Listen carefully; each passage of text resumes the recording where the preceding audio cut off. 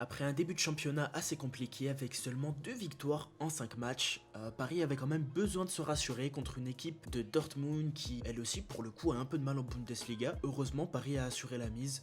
Une composition qui ne dénote pas, assez classique. RKM en pointe, logique. Ramos n'est pas assez équipé.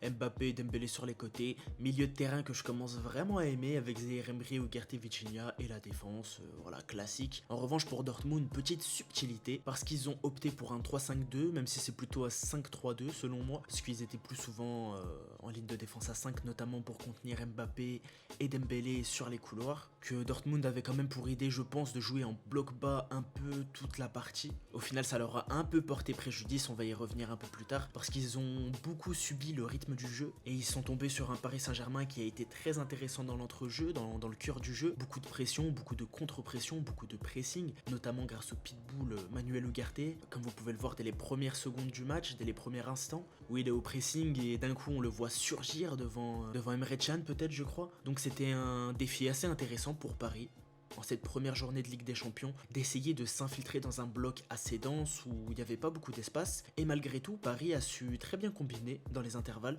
trouver des failles intéressantes et pertinentes. C'était un super bon exercice et je pense qu'ils en sont sortis haut la main, et on commence vraiment à ressentir l'ADN de Luis Enrique. Franchement, moi ça me plaît bien, on a un visage parisien assez différent de ce qu'on a l'habitude de voir en Ligue des Champions, et je trouve ça très encourageant pour la suite, même si bon, ça reste Dortmund. Premier match en septembre, Paris a pas l'habitude de se rater dans ces moments-là, mais ça annonce du très bon pour la suite. D'ailleurs, mon Rayou, si tu kiffes la vidéo, oublie pas de lâcher un petit like, un petit commentaire, de partager, de nous rejoindre sur TikTok, ça nous aide, c'est gratuit, ça fait plaisir. Donc voilà, Paris a joué très très haut, un peu comme ce qu'ils avaient fait à Lyon. Le pressing et le jeu sans ballon a été globalement maîtrisé, et ça c'est un point qui est pas à négliger pour la Ligue des Champions quand tu joues contre des grosses formations, avec le milieu de terrain comme on en a parlé à l'instant qui fonctionne assez bien, très bel apport offensif de Vitinha qui fait parfois des récupérations hautes. Vitinha que je n'aimais pas trop, mais dans cette formation là qui commence à sortir son épingle du jeu. Très gros match de Zaïre Emery également dans le cœur du jeu, grosse sérénité technique et tactique, même si j'ai l'impression qu'il est un peu en manque de confiance dans les 30 derniers mètres. On voit que c'est un 8, pas un numéro 10, mais il n'y a pas de souci, ça lui va très bien. Moi je kiffe quand il s'enroule un peu autour des joueurs.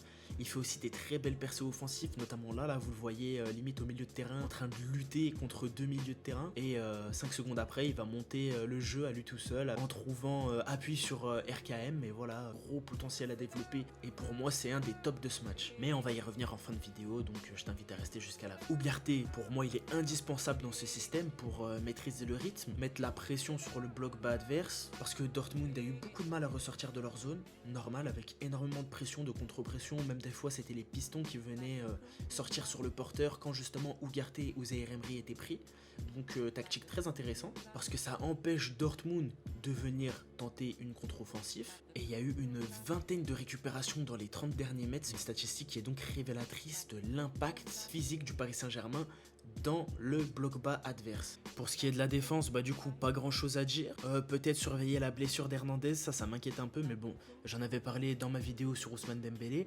Skriniar que je trouve toujours légèrement insuffisant. J'ai du mal à le trouver rassurant en fait défensivement, surtout que c'était censé être un pilier. Il est très hésitant, il est souvent assez lent à prendre une décision, j'ai l'impression, comme par exemple sur cette offensive allemande où il met du temps à sortir sur le porteur, où il met du temps à intervenir, du coup ce qui lui a permis d'ajuster sa frappe. Heureusement il n'y a pas but, mais bon, Hakimi match top, que ce soit défensivement, offensivement, dans l'entrejeu où justement il va venir faire appui sur Ousmane Dembélé, ce qui va ensuite provoquer le penalty. On l'a vu souvent venir tenter sa chance, donc voilà, Hakimi franchement pour moi c'est un top, et son second but est mérité, on va y revenir juste après. En ce qui concerne le penalty, les règles c'est les règles, hein, le ballon touche fermement la main, donc penalty rien à dire, et le capitaine qui marque son premier but de la saison. Et juste après, comme on en parlait, c'est Hakimi qui va venir faire danser la défense allemande. Mention spéciale pour la glissade, très beau but. Voilà, je vous invite à aller le voir parce que les screens ne lui font pas honneur. Donc 2-0, victoire assez nette, et paradoxalement, en ce qui concerne les attaquants, personnellement, j'ai pas vu grand chose. Alors je pense que c'est dû à la défense de 5 qui justement couvrait bien la largeur, où on a souvent vu Mbappé qui était en 2 contre 1, même Dembélé, ça lui arrivait qu'il était en 2 contre 1. Mais même sur les quelques phases de contre-attaque, j'ai trouvé la profondeur très mal exploitée par les attaquants. Surtout quand on connaît la qualité de percussion, la qualité de vitesse de Mbappé, Dembélé et RKM. Après, bien sûr, toute proportion gardée, ils n'ont pas été mis dans les meilleures conditions tactiques pour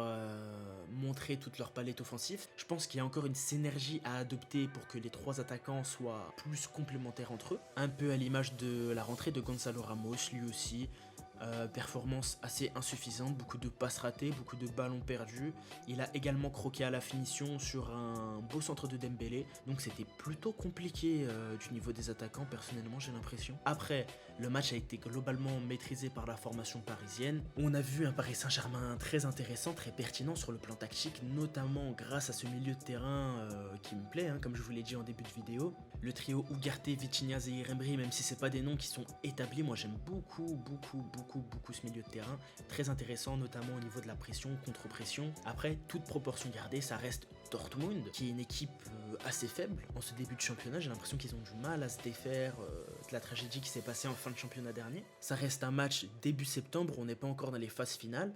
Mais de ce que j'ai vu moi hier soir, ça reste beaucoup plus encourageant de ce qu'on avait l'habitude de voir en phase de poule du Paris Saint-Germain les saisons précédentes, donc ça reste à confirmer. Il y a encore des choses à ajuster, très bonne opération d'avoir pris les 3 points, d'autant plus que Milan et Newcastle se sont neutralisés à San Siro, 0-0, donc Paris est en tête, ils ont tous les deux perdu des points, pour Paris c'est parfait. Affaire à suivre. Si la vidéo t'a plu mon frérot, faut lâcher ton like, faut lâcher ton commentaire, faut partager, faut l'envoyer à toutes tes sauces parce que ça nous prend du temps et ça nous encourage et surtout c'est gratuit donc fais pas le crevard frère.